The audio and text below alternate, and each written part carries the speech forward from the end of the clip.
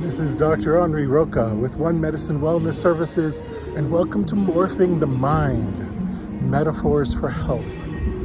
Here we're looking at rock strata, and the question is, what's inside you?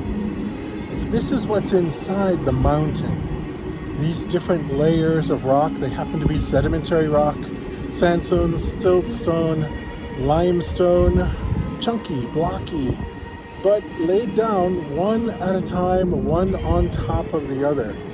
What's in you?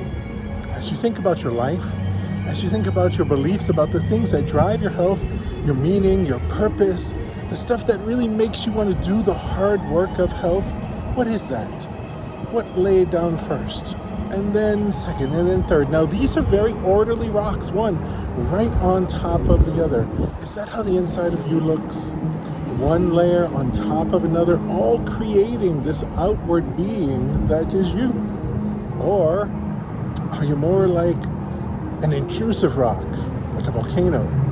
Or all jumbled and crunched and sort of squished together, a metamorphic rock, the kind of thing that happens when plates collide? What's inside you? How does that work toward your health? The geologist in me is very happy to be talking about this in the moment. What does it look like inside you?